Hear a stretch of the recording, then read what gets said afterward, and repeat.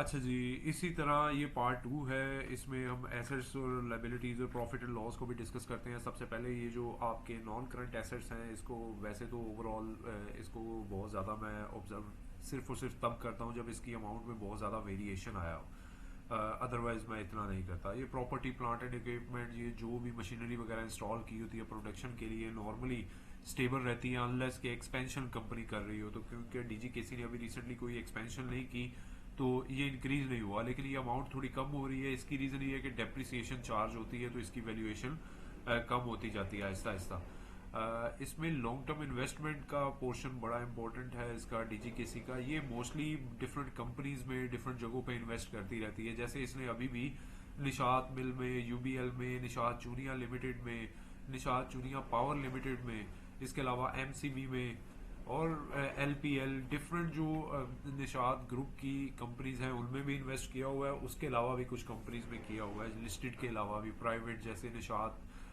Paper company private limited है, dairies है, उसमें भी इन्वेस्ट किया हुआ है। तो ये इन्वेस्टमेंट एक इम्पोर्टेंट पोर्शन है क्योंकि ये बड़ी मैसिव अमाउंट है, 15 मिलियन से ज़्यादा की अमाउंट बनती है। तो ये अमाउंट पे इसको डिविडेंड भी रिसीव होगा। अदर इनकम में इसका कोई ना कोई इम्पैक्ट आता रहेगा। जब भी वो कंपनी को पे आउट देगी, कोई बोनस इशू करेगी, तो वो इनका अदर इनकम में शो हो जाएगा। स्टॉक एंड ट्रेड डेटर का मैं अगेन बता देता हूँ, ये आपकी सेल्स के अगेंस्ट जो रिकवरेबल होते हैं मार्केट से, क्रेडिट पे जो आप सेल करते हैं, ये अमाउंट बहुत ज़्यादा नहीं होनी चाहिए, थोड़ी रहनी चाहिए। इसका मतलब होता है आपका बिजनेस मॉडल बहुत अच्छा है। इन्वेस्टमेंट्स आपने शॉर्ट टर्म भी की हुई है, करंट में, नॉन करंट में आएगी जो 1 साल से ज़्यादा पीरियड के लिए की हैं, जो उसमें से 1 साल से कम पीरियड के लिए की गई हैं अपनी कंपनीज में या किसी बैंक में या किसी जगह पे शेयर्स में किसी फॉर्म में इन्वेस्टमेंट की है, वो यहाँ पे आ जाएगी। इसके अलावा इनकम टैक्स रिसीवेबल।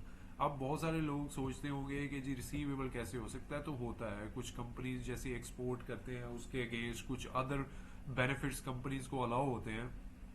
और फिर एक और फॉर्म होती है कि इंपोर्ट ज़्यादा आप रॉ मटेरियल कर रहे हैं, उस पर आपने at the time of import बहुत ज़्यादा टैक्स पे कर दिया है, लेकिन जब आपकी प्रॉफिटेबिलिटी इतनी मैसिव नहीं आई, उस पर टैक्स की लायबिलिटी बहुत कम बनी, और दूसरी साइड पे आपने जो ऑलरेडी टैक्स पे किया हुआ है वो अमाउंट ज़्यादा बन रही है, तो वो जो रिमेनिंग डिफरेंस है वो रिसीवेबल की फॉर्म में आ जाता है। ये कम हुई है अमाउंट, इसका मतलब है कि पिछले साल तो बहुत ज़्यादा लॉसेस थे या पिछले हाफ ईयर में, अब हाफ ईयर में क्योंकि प्रॉफिट है तो थोड़ी सी अमाउंट में कमी हुई है।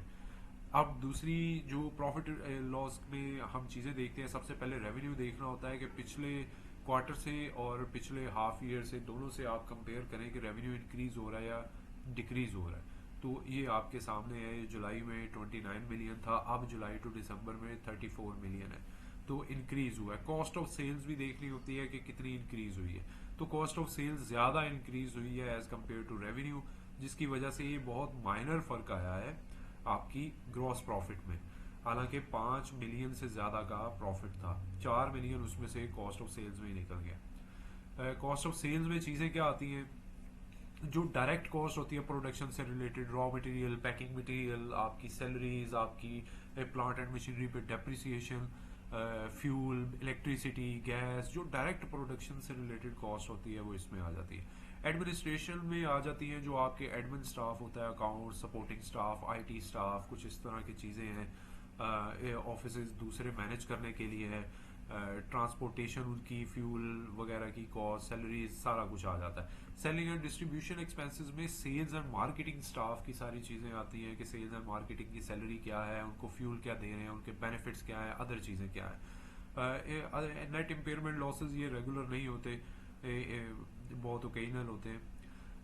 अदर एक्सपेंसेस ये माइनर ही होते हैं मोस्टली, ये कोई भी किसी भी और तरह का हेड जो ये सेलिंग डिस्ट्रीब्यूशन इसमें नहीं कवर हो रहा, तो ये मोस्टली इतना को बड़ा इंपॉर्टेंट एरिया नहीं होता, इसलिए इसको डिस्कस करने की जरूरत नहीं होती।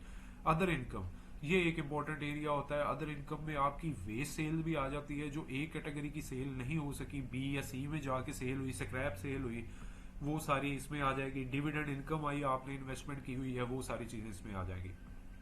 Finance cost, finance cost mostly वही होती है जो फाइनेंसिंग ली होती है। इसके अलावा समटाइम ऐसा होता है कि आपके पास किसी ने इन्वेस्टमेंट की होती है, आप उस पर उसको कोई कॉस्ट वगैरह की सूरत में पे कर रहे होते हैं, तो ये मेन सारे के सारे हेड्स होते हैं। आई होप आपको अंडरस्टैंडिंग हो चुकी होगी इस सारे फंडामेंटल एनालिसिस की।